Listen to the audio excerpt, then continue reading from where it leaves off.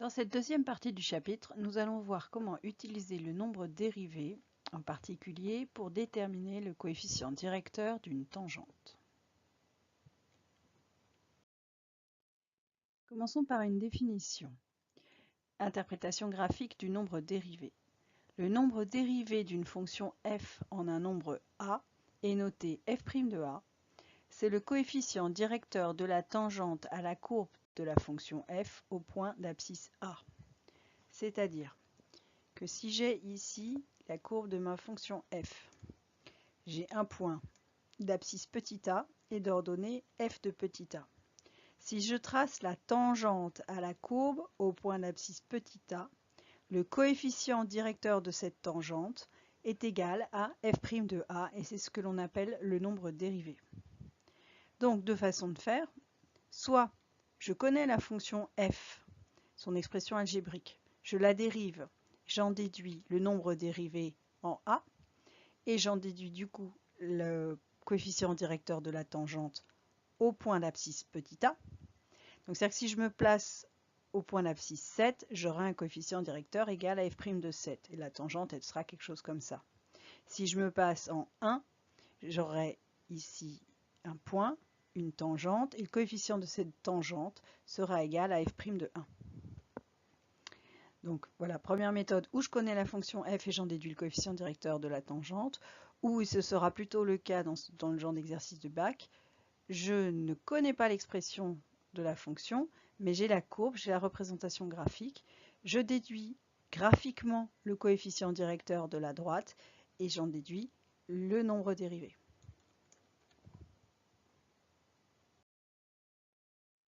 Exemple d'application issu d'un exercice de baccalauréat pour déterminer graphiquement le nombre dérivé.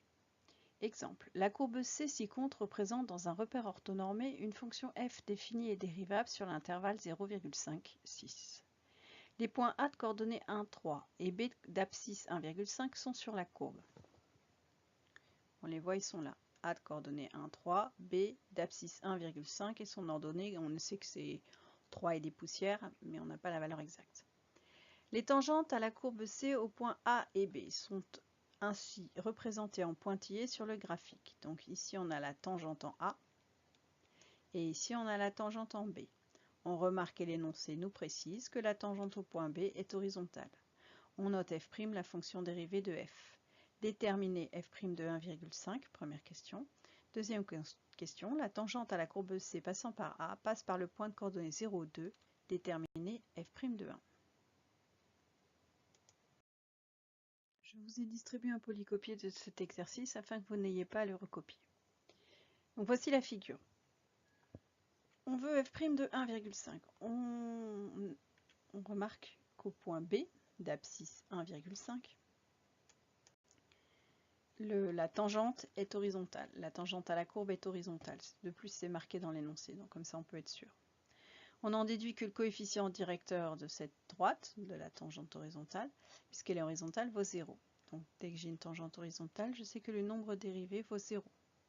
Et inversement, dès que le nombre dérivé vaut 0, j'en déduis que la tangente est horizontale. Donc voici pour la première question. Pour la deuxième question, on nous informe que la tangente passe par deux points. Alors il faut faire attention parce qu'il y a un point A et un point B, mais la tangente ne passe pas par B, elle passe par A et par un point D de coordonnées 0, 2. Alors moi je l'ai appelé D. Dans l'énoncé il n'a pas de nom, mais vous pouvez très bien choisir un nom à partir du moment où c'est un nom qui n'a pas déjà été utilisé. Donc je vais calculer le coefficient directeur de la droite AD.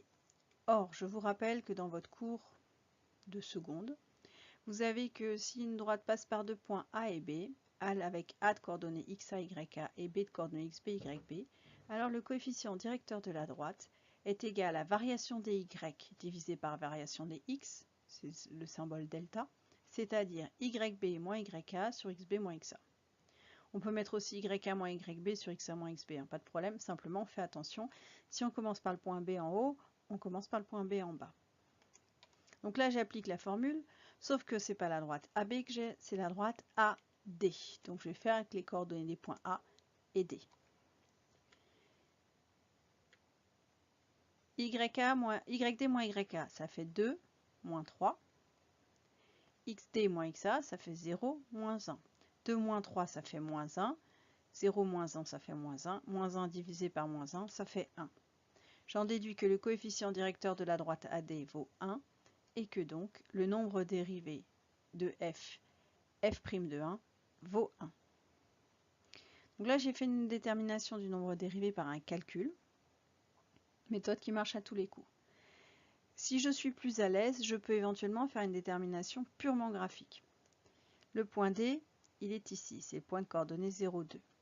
Et je vais regarder la variation des y sur la variation des x, c'est-à-dire que si j'ai y, ou si j'ai x qui avance de 1, y monte de 1.